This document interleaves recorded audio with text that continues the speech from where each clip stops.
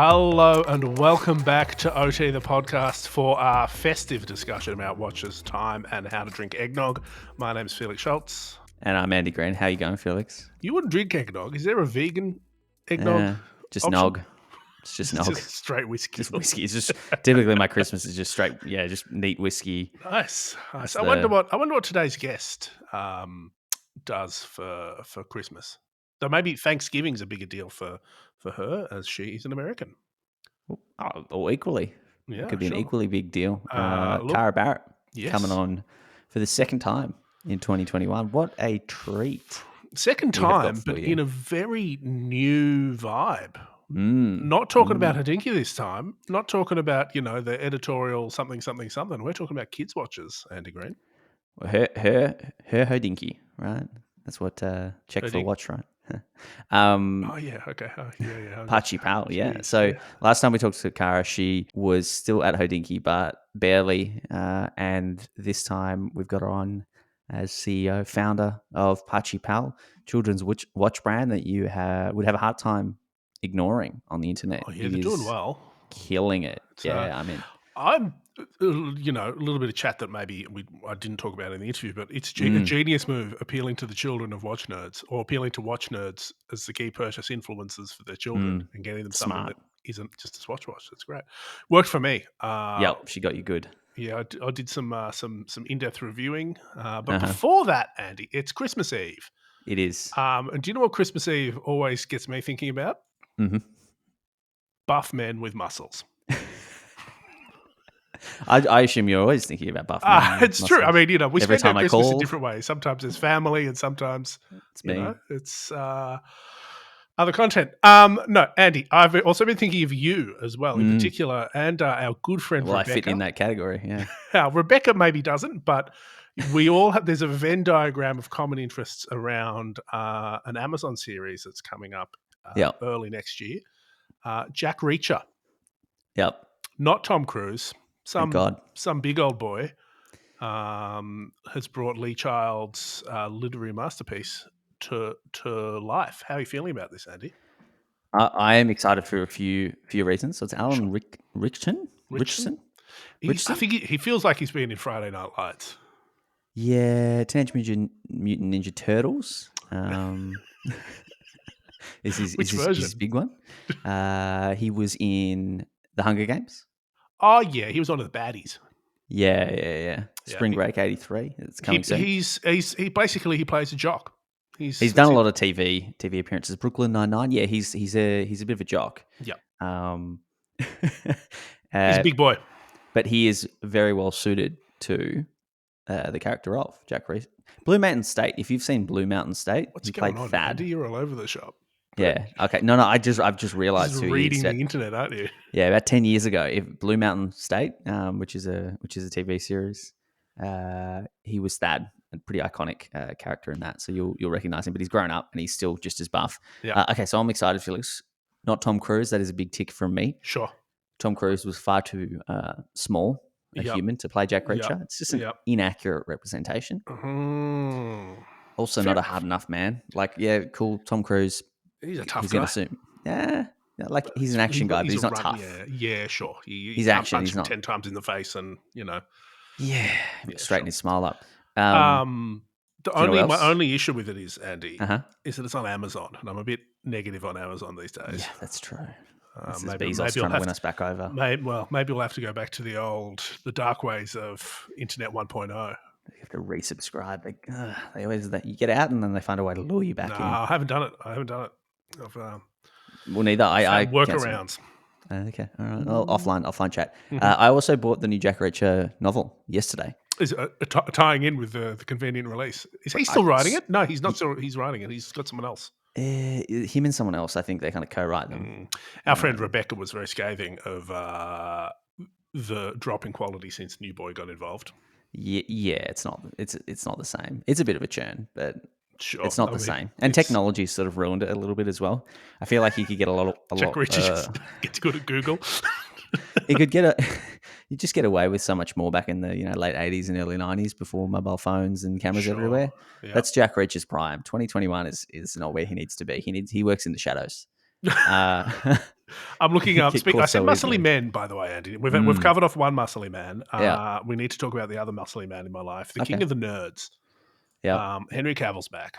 Mm. Witcher 2 is out now, but I will probably get around to it watching it between Christmas and New Year's. Let's be honest. Mm-hmm. Did you ever make your way through Witcher 1?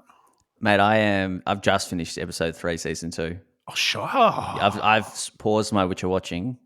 To do That's a this. mouthful. To speak to you right now. Whoa. So I'm very excited about that. But also, I just want to. Henry Cavill he's a wholesome breath of fresh air. I love his Instagram. I love everything about him. Yeah, he's really climbing the ranks of one of my favorite actors at the moment. Peak guest. Let's get him on for 2022.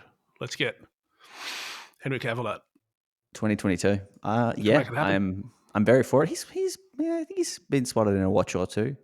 Probably Yeah, stars placed on his wrist. Yeah, he's got some stuff. Got some stuff. Big into PCs. Big into working out. Big into nerds. I've been watching a lot of the press, interviews because it pops up on my the old TikTok. So Yep. I'm just looking forward to it. How does it compare to season 1, Andy? So far, it's better. Sure. Yep. Yeah. Did you see the interview that he was doing where he posted it to his Instagram and it was like his caption was just terrible microphone placement? I think I did, but he's just good. He's just quality. He just what a guy. Doesn't take himself too seriously. Nah. Anyway, before we get into you, Andy, are you anticipating anything horological this Festivus? No, I think this has been a good year for me. I hope not. I hope to not receive anything watch related come the 25th. Awkward. I don't need anything. Had too many watches this year. What about you? Right. Well, no. I mean, I never do. It's not no one in my life buys me watchy things because they realize that I do it for myself, and why would they bother? But no, I don't have any. No, Christmas isn't a big deal with me gift wise. I don't really do much. What have you been up to, mate? Well, I'm going to talk about something that has a tie-in to watches. Okay. I just bought my first ever pair of resale sneakers. What resale sneakers? What do you mean? Well, I bought them aftermarket. I paid flip prices. Andy, the dark arts of Jordan ones are very hard to get. You just I've won a few raffles over the years. The last year when I started kind of poking around sneakers a little bit more, and it's been an interesting ride. Then I saw a pair I wanted. I was like, oh, these are cool. And little did I know, I accidentally bought a hype sneaker. So from the time of buying them to the time of shipping them, and they just arrived today, they've gone up like 25% or something silly because I think I must have just bought them the day that the new Spider-Man trailer came out. And these are the ones that appear in the trailer. So everyone has been freeze framing the trailer and working out what sneakers they were and then just buying them all up. So how do you feel? It's interesting. Are you going to wear them? Yeah. They're going to go in a little acrylic box? Nah, I'll wear them. I'll wear them to the gym tomorrow. But it's interesting because I think the premium I paid was something like 180%. So nearly double. Oof. Yeah, for sneakers. Now, why did you just? Was it like I just want a pair of Jordan 1s, but I can't be get them. asked getting them in the normal ways? I mean, that's sort of the normal resale price when you pay for. You go somewhere that verifies them and kind of forwards them onto you, and with shipping and everything. So, I mean, it's $100 of sneakers, $50 shipping, purchasing fees, these online portals that like Grailed, or I used a place called Novel Ship, which is out of Singapore, so they authenticated it, something I could never do. Sure. And I just wanted another pair. They're really comfy shoes. I like them. I like the silhouette, and I couldn't be bothered waiting around for because it's a raffle. It's like maybe once every 2 to 4 weeks is a raffle, and you're not doing it enough to be constantly winning raffles. Yeah, and I was just like, I'm just looking around, and you can't find them anywhere. You just cannot go buy Jordan 1s, regardless. So I accepted that you're going to pay a premium, and I thought, you know what, at $400 or $500. It's not terrible. It's a lot for a sneaker. I've spent more on sneakers. I really like them. So I'm just going to do it because I don't want to fuck around. Mm-hmm. And that kind of got me thinking about the resale prices that people pay for watches Yeah, because, dollar wise, obviously it's a different value, but sure. percentage wise, it's pretty similar to a lot of, say Steel Sports Rolexes for one example. And Yeah, I feel like the sneaker community is so conditioned to yeah, paying premiums and yeah, paying 2 or 3 times. Like there's, as you'll know, there's sneakers that sell for 10 to 20 times retail, yeah, yeah. made in high quantities. So Made in sweatshops. part of me thinks is like has that acceptance just kind of fully made its way into watches and or people that are used to doing it in other fields like sneakers are just kind of Yeah, like, oh well, market price is market price, because when you it's accept market price, it's becomes less of a deal. Like if a Daytona is 40K or 50K and that's just what it is. And yeah, you see, I saw this recently on a Facebook group, but a guy went in, he was talking about he traded his Hulk for a Panda Daytona. So there would have been, I don't know, 20K he would have had to put down. mm, But he got a really good price for his Hulk and he came out with a watch. And I guess if he ever sold it, he would get something similar to what he paid at this point in time. And that's when it comes down to like, well, is it a big deal? I think. And Well, I mean, I think the two things there are one, it sort of is maybe with sneakers more so. It's changing the business model pretty yeah, fundamentally. That led the thing that I think irritates a lot of people is that it leads people out of the equation that um, that don't have money, basically. I mean, Um, it's the same with the sneakers, right? Like, I mean, it's just an order of scale up. I mean, yeah, I always think of the guy who's worked hard, saved up, wants to buy a sub, yeah, and theoretically that watch has historically been positioned as something that is entirely appropriate and mm, reward yourself with a Rolex, that sort of thing. That's mm. just not possible anymore. Or the ballpark moves, and it will always move. Like I think that's the thing; it's not regulated except by the market. Yeah. I I don't mean, know. and that's the thing. And, if and to that, I mean, to that argument, he just has to work hard and save up, I guess. Or I just think that Get it's a the same with different watch. property. I Yeah, compare it to property, which is obviously very expensive, and you never, if you pay market price for a property, then that's the right price to have paid. Obviously you'd like to pay less, everyone would, and the sellers would obviously like to get above market. But if you walk away from an auction and you've paid market price, you don't feel terrible. You don't feel ripped off. It feels like fair. And obviously there are factors that influence that, and hype and craze and emotions. But I feel like it's an easier pill to swallow if you pay market price for things.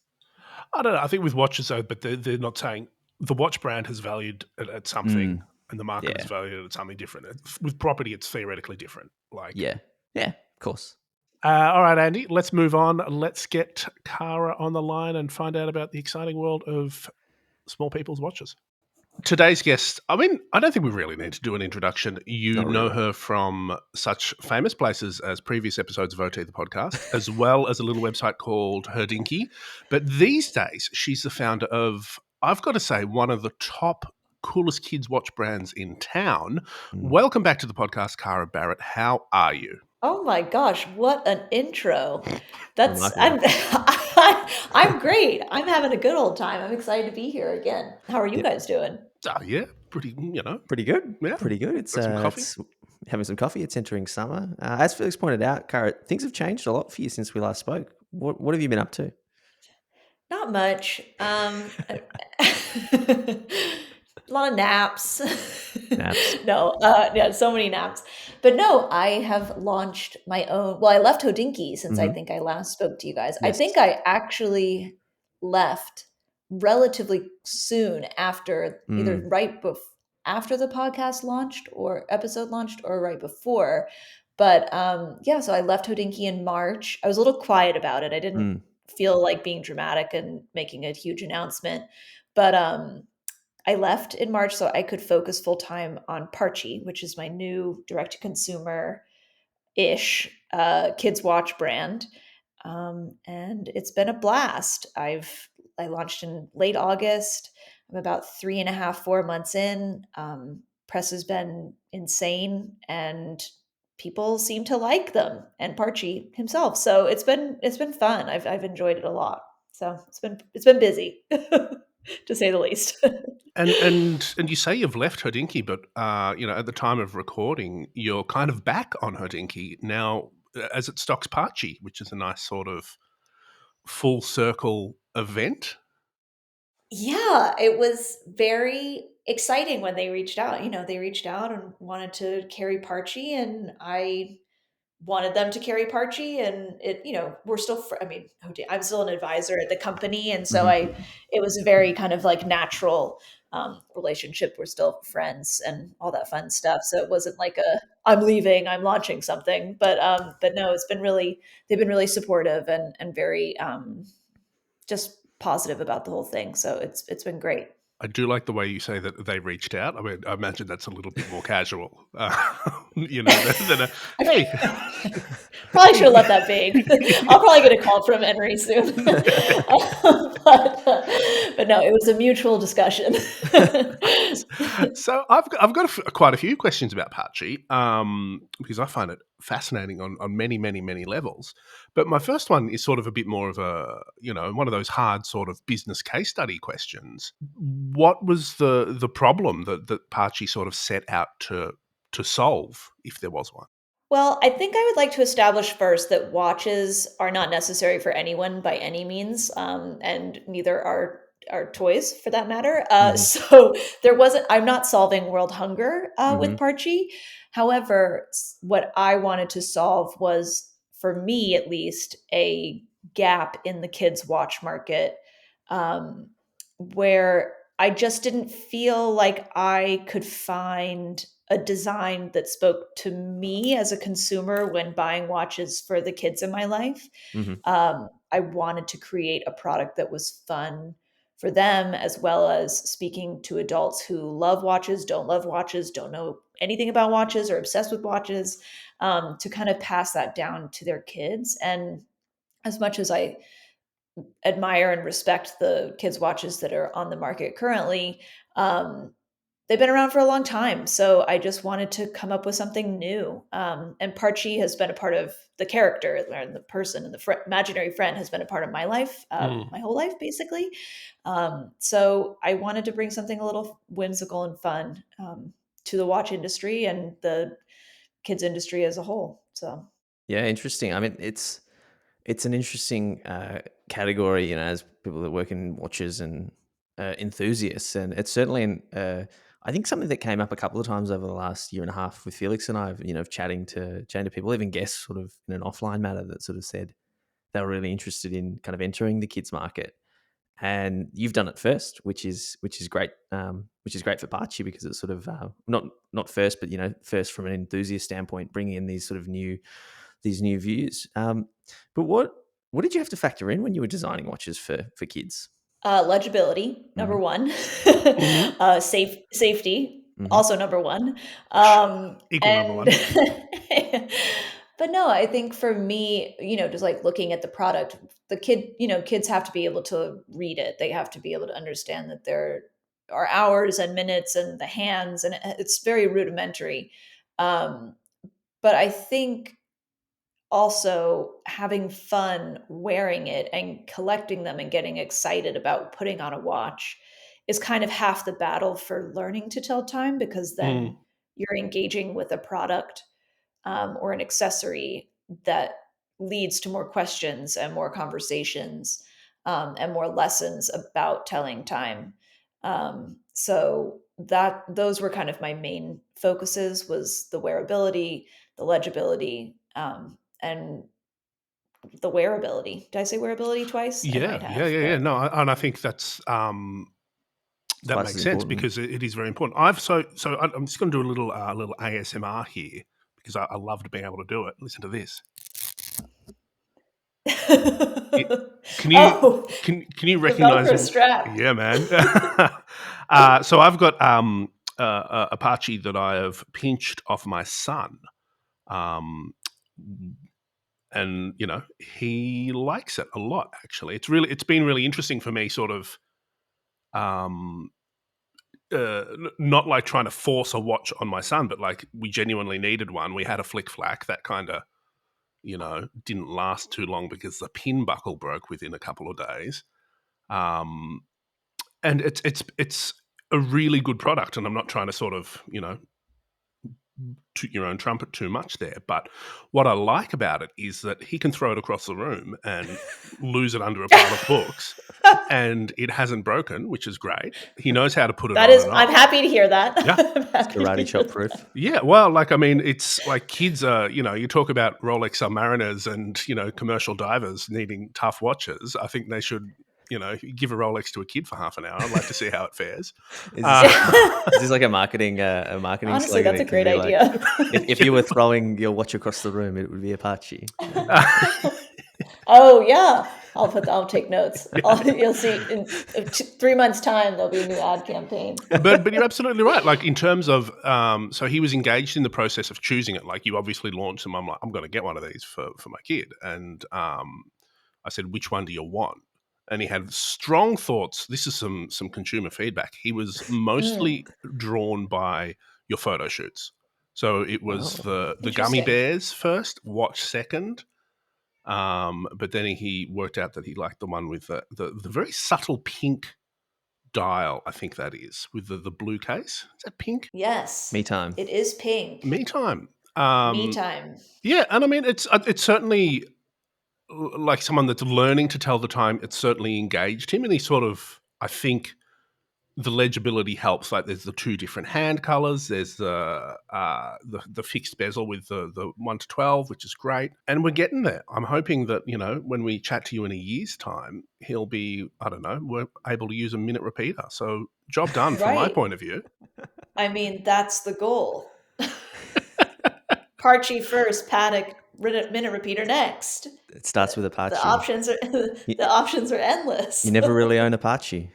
You never really own a Parchee. Hand it down to your next. You just buy another one. and this is actually, and this is sort of, there was no real question there. That was just some feedback for you. No, I appreciate hearing that feedback. I really it's been interesting becoming a product-based business because you really have to listen to the customers. And the Velcro strap has been a really big success. And that was something that I really wanted as well, because I don't understand how anyone can put those pin buckles. They're so tiny. And so, I think for a kid, the Velcro strap made sense. It also allows for anyone, the wrist size, it's like, I think it's like 4 to 6.5 inches in circumference. So I can wear it as well as a 4-year-old. So I wanted to kind of keep it that way without putting a bunch of extra holes in it. And that's what I was going to ask. Are we going to see any new models? Maybe would we? There's been a lot of teasing some in a photo shoot recently, I think. Yeah, maybe there's some new models coming out. Is there going to be a grey Velcro NATO collab? No.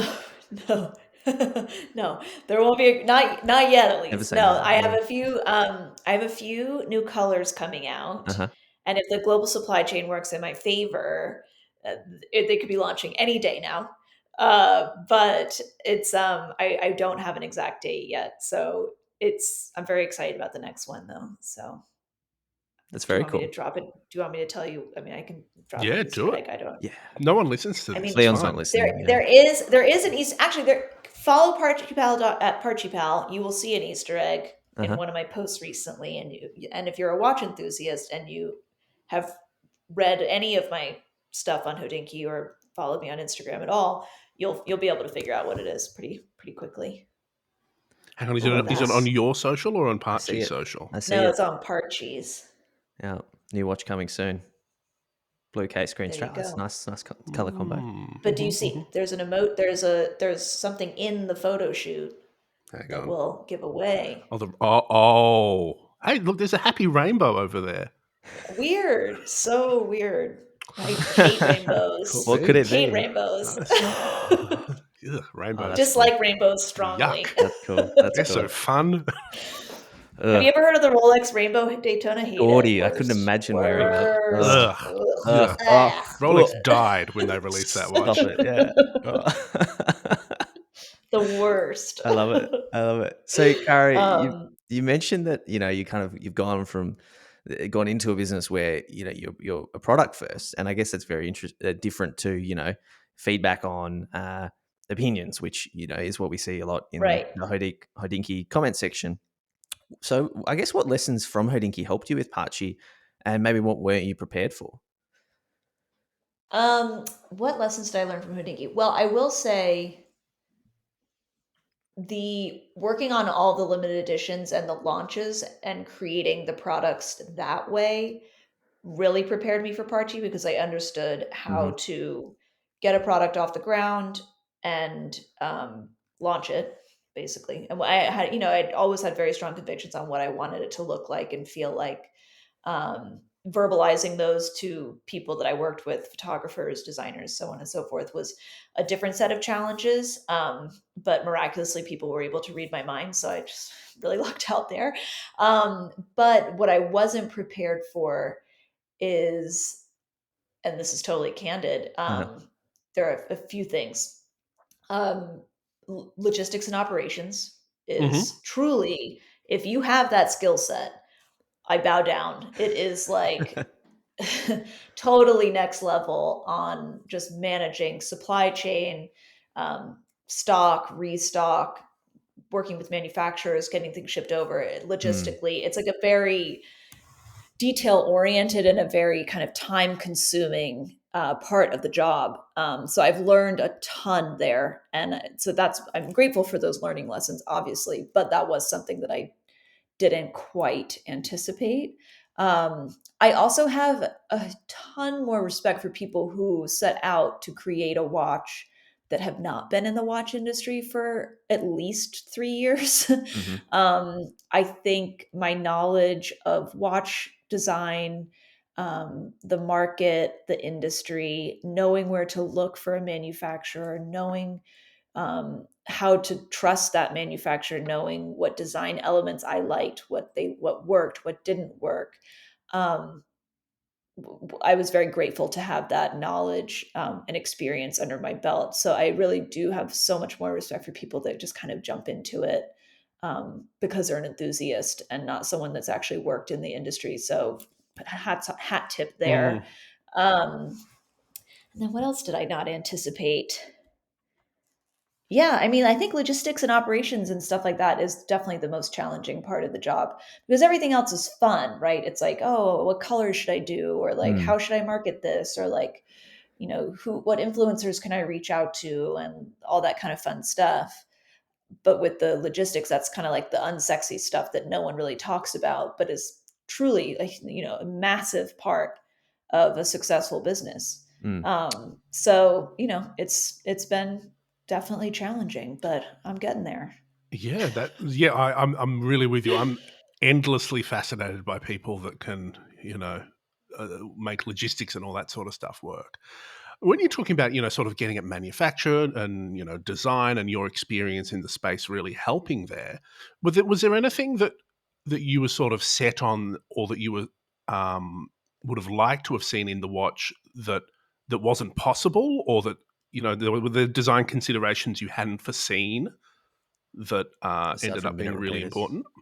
Um, Nothing happened. Nothing didn't happen that I wanted. Mm. Initially, I wanted Breguet numerals, Really? which, like, yeah, so weird. And like in hindsight, I'm like, why did you think that that was a good idea for a kids' watch? I have no idea. So everything really did work out as it should. One thing I was really stuck on from the very beginning, and that I was able to do was the oversized crown Yep. in a matching material to the case, because a lot of times kids watches have very, very tiny steel crowns. Mm. um, I'm not sure what the reason is for that. I was able to work with someone to create an oversized crown that functioned and is still aesthetically pleasing. um, so for me, there isn't anything that I didn't get done. So I feel really good about that. Nice. The watch itself, I feel really proud of.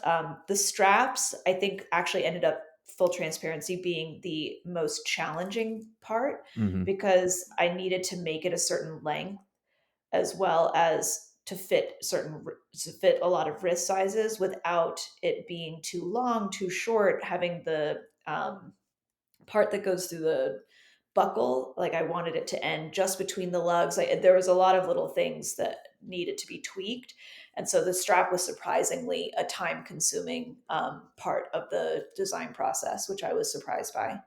So yeah, well, I think it's as who you knew? pointed out, it's all those little details, right? Sort of, it's one thing to have a design for a watch, but you got to get the straps to the case manufacturer and get the Yeah, pins and get the exactly. packaging and import it, Yeah, export it, work it all out. But yeah. now that you kind of hit the ground running, Cara, what's your dream for Parchee? Where do you want it to be in 5 years?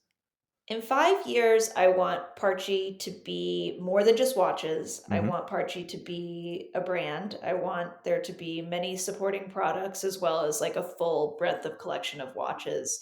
And I want Parchee to thrive and grow and be a healthy business. And that's something that I'm very focused on right now. So, yeah.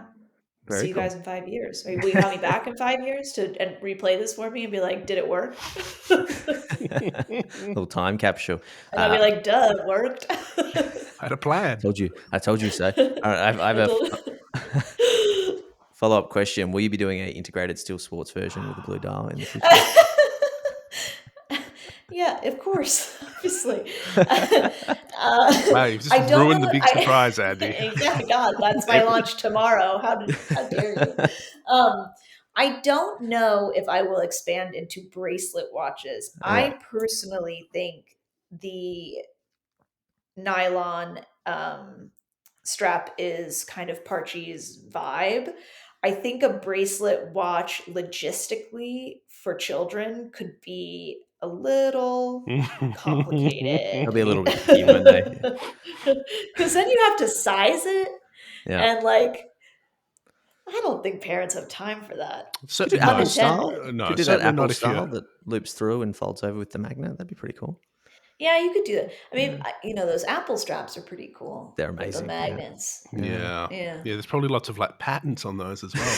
Hey, Yeah. I hear that they do a pretty good job over there. You got a good legal Just, team. you've got a little yeah. legal team going on there at Apple. Yeah. I'll probably have a cease and desist in my inbox by the time I'm off this call. Yeah, So no, I'm pretty sure you do. They're listening. we'll probably, Uh, they're listening through the headphones that I'm Yeah. currently using. So, it's fine. So one thing that we've sort of mentioned in passing, and you've sort of chatted a little bit that I want to explore for a hot second, is Parchee and that sort of origin story of the where it came from, but more particularly how having a personality to a brand matters and makes it more appealing. So like this isn't watch product 1 2 3 4. It feels like it's got a real sense of someone behind it. So you would like me to talk about the genesis? Yeah, I think like who is Parchee and how does the concept of Parchee impact what you create? Mm-hmm. Well, so Parchee, for those who might not know, or I'll assume don't know. So he was my imaginary friend growing up. So when I was 3 to 4, I don't know what happened, but I decided I need an imaginary friend. Uh-huh. His name was Parchee. Then there was a time where I refused to go by any other name but Parchee. So in a way, I am Parchee. So he became this like kind of like funny character in my family's life where we just kind of joked about him. I mean, I stopped talking to him. I don't know when, but he's just always been kind of like around. So for me, when I was coming up with the concept for this brand, it was kind of a natural fit to call it Parchee because Parchee to me is very fun and lighthearted and quirky. And I felt like I couldn't have been the only kid with an imaginary friend.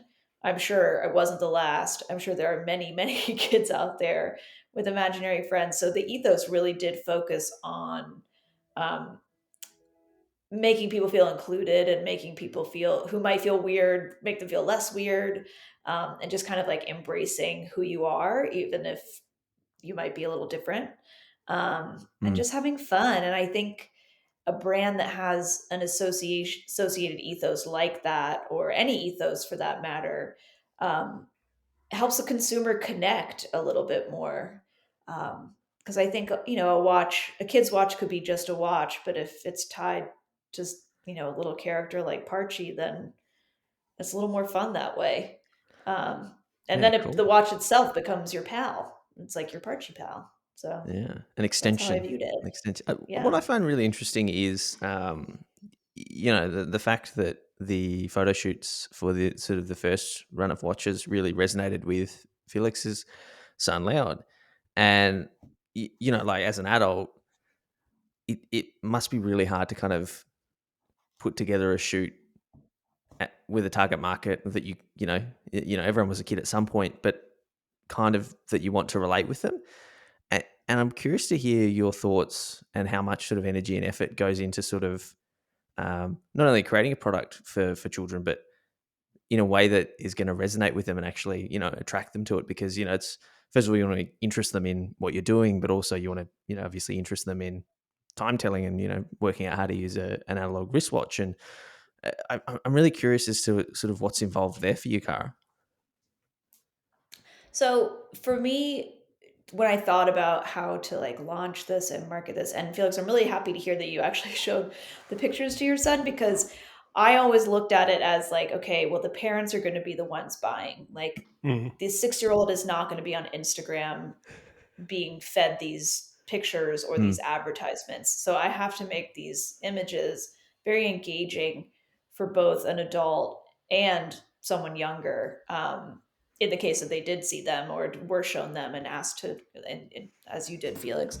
So, when I was just coming up with the concept, I wanted it to feel very nostalgic. And I did reference a lot of kind of like pop art from the 70s, like a lot of David Hockney, um, the Paddock Nautilus ad of the Nautilus diving into the pool, that was a big kind of idea for me, and just really incorporating elements from that era, which to do that in a modern way. And I worked with a very talented set designer and photographer to kind of help me hone in those concepts and photograph them. Uh, I'm glad that Felix, your son, liked the candy pictures, because I feel like those actually turned out to be the best. Yeah, he's got a And very discerning eye. He's a big fan of Hockney. I'm also just obsessed with gummy bears, so I was Sure. like, this is great. And yeah, I just wanted them to feel fun and engaging for everybody, and mostly parents, because they're the ones doing the buying. So Yeah, sure. it's kind of a tricky balance that you have to find between the two. And I also find it really interesting that you didn't go down the whole, because you sort of alluded to the existing watch market for kids a little bit. That's either the sort of the big Swiss guys or those really educational sort of time-telling tool watches. And this is, that sort of, I don't know, kind of feels like a lesson on the wrist, which I don't know, isn't great. But I wanted to know, so I hear what you're saying about that sort of split balance between the people that are doing the purchase decision and the end user. Did you involve young people in sort of focus testing or anything, or did you kind of just have a crack?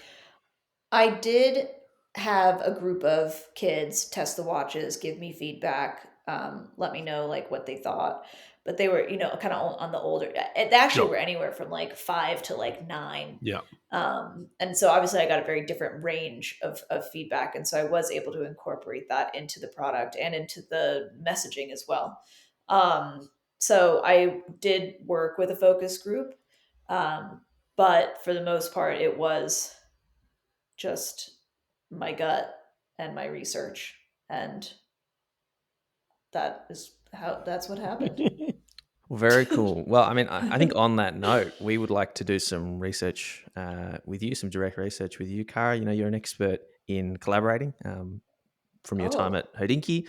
You've now got your own watch brand. Felix and I have, been working away on a limited edition collaboration with Analdane for the last 12 months. And we would love your take, as Congratulations. I can't think of anyone better to ask for a quick hot take. So, Felix, I believe you sent Cara a picture of both. Yeah, true. Of our So timepieces. both dial versions What's your? I know that we're sort of staging this, Cara, but what's your initial reaction? Well, when I first saw it, first of all, congratulations. Thank you. Creating, as I said, creating a product is very difficult, and collaborating is actually really difficult because you have to get two groups to sign off and be on board, and it's a mix. It's not just it's not just like you making the decisions. So congratulations. I think they look amazing. I mean, I think color I know I'm biased because Parchee is so colorful, but I've always been a huge fan of color on watches. And these to me are like very on point. I love the enamel. I love the colors that you picked, the blue with the pink and the blue with the purple. They're very kind of like new wave Stella dials, if you ask me, which I think is like a good thing. Yeah. And I just love the simplicity of them, and the hands are what actually really stuck out to me because I really love how unusual those are. They're kind of like syringe hands, but modern. Yeah, the hands contemporary. Yeah, and I mean, I think full shout out to Anne Ordain, by the way, because they're so talented. They're also like when you're talking about a collaboration being, two people having to work together. I think they were incredibly generous with the process and very. There was no sort of, we can't do that for our brand. Like there was none of that. It was always, yeah, well, sure, let's give that a go. Or, and it was, we learned so much about the logistics side of it as well because of, this is something that we've never done before. So, we'd be like, hey, can we do this? Like we'd assumed it would be nice and easy. And they'll be like, well, actually, that would be really hard. Because the things you think are easy turned out to be the hardest. And the hard stuff, they're like, oh, yeah, no, I'll just do another engraving on the case back. Yeah, no, that's fine. Oh, yeah, we'll make another dial. Yeah, easy. But when it was something that you would assume would be really small and simple and quick, it's like, oh, no, that's going to be a deal breaker. So it hasn't been interesting for you. I mean, because I always found that to be interesting as well. And then the feedback, just from my experience with Hodinkee, is I was like, oh, why didn't you do this? And you're like, because it's not possible. It's like a chain reaction thing, isn't it? It's sort of like, you guys wouldn't pay double. Yeah, exactly. You're like, because you didn't want to pay $100,000 for it. But no, it's so true. But the learning process, I'm sure you guys really enjoyed, but it looks awesome. You should be really proud. It's killer. Well, thank you. We'll definitely quote you, and we'll definitely include that in the press release that is probably out by now. All right. Well, let's talk about some other watches that aren't Parchee and aren't Anne Ordain. I'm curious because the last year I've followed you kind of closely, and I mean, firstly, I just want to say your kind of watch to outfit ratios are just incredible. You've been on point this whole year, Cara. You've got the good light in front of that wardrobe. Your floor. I often message Felix about your floorboards and your sort of the trimmings in the background. I'm very interested in the woodwork. No, it's like lovely. Thank you. I respect wood. What can I say? But I've noticed, aside from Parchee, you've been wearing quite a bit of AP, and I'm curious because I think it's a brand that's had a fair bit of change happen over the last 12 months. But what's your take on AP as a brand as we sort of end 2021? Y'all, I think I have an AP addiction. I think I have a problem. It's a good problem to have. I have 3 now. Wow. I can't believe it. I'm such a lucky gal. And I just love them. It's like I can't not love them. I wish I didn't love them as much as I do. I think they're doing something really interesting. I think with the black ceramic, the 34 millimeters was really when I was like, wow, like they are taking smaller watches seriously. And as someone who wears smaller watches, and note how I'm saying smaller watches, not ladies' watches, I think they are really and have been paving the way for that size and really focusing on making them serious. I mean, it's all black ceramic, time only, 34 millimeters. Like nobody needs that, but it's cool that they did it. Do you know what I'm saying? Yeah, I mean, I think the Royal Oak is a really interesting one because, in my opinion, like the 39 millimeter Royal Oak is the right, case size for just about, anyone with a bigger wrist. And if it's smaller, 37 to 34 is also great. I think this whole like 41, because of the actual kind of design of the case, it's just too big, and it's not a fun watch to wear. Like it has too much presence. So I mean, I think I saw one of my mates got one of the chronos in 37, must have been 12 months ago. And he started wearing that, and he was like, yeah, I don't care if it's sort of they're seeing this as a female's watch or whatever. He just sort of like, it looked really good on the wrist. And it does feel like the brand has sort of taken note of the fact that just make watches that look good and put that first over who, the gender that you're trying to market it to. So I think that the Royal Oak is like sort of an easy one for them, because it is It'll a watch sell. that does look better in a more reasonable size. Like I don't think it, look, honestly, probably, people at me, but I don't think it looks good above, that 40 millimeters. So I'm curious to hear though, more specifically, because you've got the 34 ceramic Royal Oak you mentioned, but I also think you've played around with the 37. You might own one. Which do you prefer? So, which one do I prefer? Wearability. So I have the 37 in steel. I know it's interesting is when I've been wearing the 34 and I put the 37 on later, it feels huge, which is really interesting. Because I, like 2 or 3 years ago, I'd be like, 34 is so tiny. Like, what? It's not actually in reality. No, it's not. I was wrong. My opinion was wrong. And it kind of depends because on my vibe. Like, it depends on my like outfit for the day, if I'm being totally frank, because the steel is a little softer. The black can be very harsh, so it has to go with the right outfit, and that's the trickier one. The steel can go with literally anything, but the black one I have to really think about a little bit more. No, good answer. I mean, it's obviously, I like, if I use Rolex for an example, for me, I can relate, right? I'm wearing my 36 mil Candy Pink OP at the moment, but if I go into one of my sports watches, that's 40 mil, it's sort of like, oh well, this is massive, and then I put a 36 mil watch on, and it feels really good, and it doesn't feel tiny at all. So it's interesting that two models within the same collection can have such different wearing experiences with only 3 millimeters between 3 millimeters. them. I mean, if you told that to a non-watch person, they'd be like, "You are actually insane." Yeah, I know. I wonder if this is something that you've thought about, Cara, or if you have an opinion on it. Do you think there's been a few conversations that have sort of dominated watches, I reckon, certainly since as long as I've been paying attention to it, and I wonder if they've gone back forever. Size and movements. Do you think they've always been there and they always will be there, or are we sort of coming to a point where we've realised that in-house doesn't really matter and that size doesn't really matter? Just hitting you with a philosophical banger at the end of the interview. Yeah, geez, God, I know. Well, so for movements, I think is slightly different. I think in-house movement. Let's see if I can do. I haven't talked about this in so long. So let's see.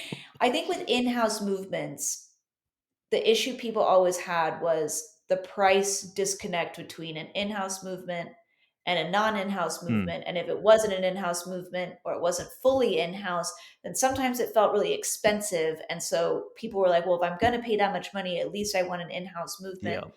But so I think that debate is like slightly trickier and a little more complex.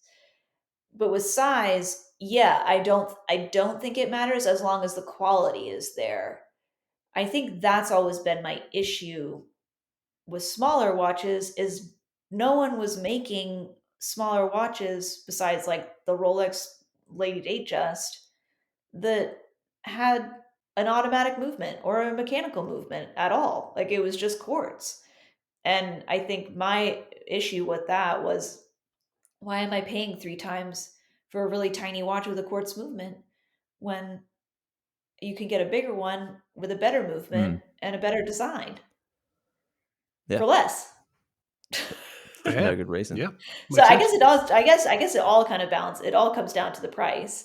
But I think people do want options to be able to express themselves.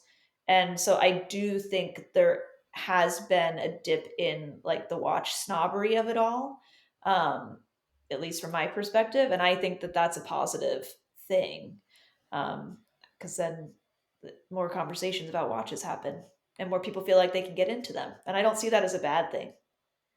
No, I agree.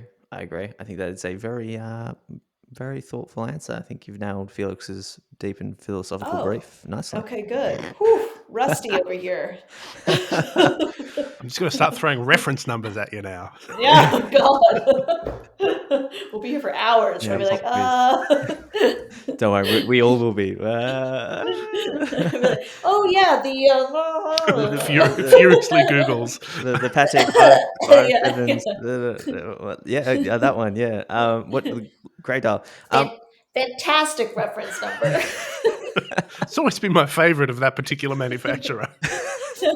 The best is like, oh, is that the one? You like follow up with a question, and like we were like, yeah. You're like, oh yeah, I love that one. Yeah. Oh God. Yeah. Love what they're doing. All right. Well, last question for your afternoon, Cara. As you know, as a repeat guest, we like to ask for recommendation from everyone that joins Felix and I. So it can be something you've been watching, reading, listening to, whatever you want. But give us a recommendation for the listeners. Okay. Well, there's a few new things that I've been doing. Oh, hit us. One, I've been reading Modern Retail, which is like a online publication about modern retail. So if you're into DTC stuff, there you go. I've been watching Succession, the latest season. Amazing. It is deplorable at best. Obsessed with it. Can't believe what I watch. Yeah. They are all just so bad. They're so bad. Who do you hate the most? Oh, you can't. That's what I said to you at the start, Felix. You can't choose. Well, they do a really good job of like going back and forth. So like the past few episodes, I'm like, Shiv is the worst. Yeah. And then this past episode, I'm like, ugh, maybe Shiv isn't that bad. And then you're like, Roman sucks. And then like Kendall is just like irritating generally. And so you're like, but then he like loses his mind and you're like, God, now I feel bad for him again. And you're just like, what? I hate all these people. Like they're so bad, but like I feel so sorry for them. Like, which I think is what the point is. So I think they do a really good job of it. But anyways, I won't, no spoilers. But please, thank you. I appreciate that. Yeah, sorry. Maybe I did. I'm not really sure. No, that's all good. Hating them is not a spoiler. Yeah. That's just a general understanding. And then what else? Oh, well, I have been listening to the new Adele album like everybody else. Oh, so and she's so good. Yeah, she really knows how to cut you deep. And the 10-minute Taylor Swift song. Oh, yeah. Yes. So many times. So many times. Not a Swiftie for sure. Never have been. Recently have gotten weirdly into Taylor Swift's music. And this 10-minute song, I mean, it cuts you deep. Yeah. You're like, oh my God, the heartbreak. I can't believe it. It's like I'm living it with her. I'm like, yes, I know what that feels like, even though very different situation. Not Jake Gyllenhaal, but whew. You heard it here first, not Jake Gyllenhaal. Those rumors to bed. Not Jake Gyllenhaal, for the record. For the record. Just so everyone knows, it was not. Yeah, just further clarify. Please stop. Stop trolling him on Instagram. Yeah, leave him alone. He's lovely. We ended well. Those photos with the scarf or when they were together, blah, blah, blah. It's a great track. Did you see Dionne Warwick tweeted? She was like, I think that boy needs to give that scarf back to that nice girl. Dionne Warwick is great on Twitter. Oh, so good. Hey, Cara, before we degenerate into complete madness, can you tell us where people can find out about Parchee and maybe if they want to purchase one for the festive season, any of that sort of jazz? Yes. So Parchee is available on parcheepal.com. Sometimes available on the Hodinkee shop, but I think they're sold out. I'm not really sure. I can't remember. But I will hopefully have a restock soon on the green, on the school time and party time, because those colors are both sold out. So global supply chain, be damned, there will be a restock soon. Amazing. And yeah, so things are, and if you want to learn more, it's all on the website. You can also follow at Parchee Pal. Recommended. And Yeah. that's kind of it. Yeah, there's Thanks for some that cute kids teaser. on there. There's some cute stuff. So and there's some good colors coming out next year. And yeah, should be good. Excited. Stay tuned. Well, Cara Barrett, thank you so much for coming back on OT the podcast. It has been a treat and a great way to start the day for us. Yeah, thank you guys for having me. Great way for me to end the day. I'm going to go have a snack, I think. I love it. All right, man. Always great to chat to Cara, Felix. An Yeah. absolute treat. I could talk to her for hours and hours and hours about watches, but she's Yeah. got much better things to do. Yeah, I'm looking forward to. Hopefully, we're going to get some Christmas fits from the on the famous Instagram. You know, maybe AP in front of the wardrobe. Nice hardwood floors. Yeah. Who knows, man? Who knows? Parquet flooring. Parquetry. Let's get it going on. Parquetry, marquetry, something dial. Turkey. New show coming 2022. Well, Felix, if you'd like to email us your thoughts, otthepodcast@gmail.com. Alternatively, make sure you're following and DMing us on Instagram, ot.podcast. We have a Discord where Get on that Discord. it's just a fun place to be, especially over the holidays. Yeah. My brother's there now. He is Morgie. And No one he calls comes him in with a Morgie. hot take very, Sure. very often, which is, intense but great. And if you like OT, tell 2 to 3 people right now. Message 2 to 3. Christmas friends. dinner. Yeah. Just bore perfect. people. Bore Let 'em like know. Are you like extended watches? family. Play it. You don't like Turn watches. off Mariah and put us on. Just over the speakers in the background with a great ambient sound. Hey, we should maybe do some singing. I mean, yeah. I don't want a lot. All right. On that note, Merry Christmas, everyone.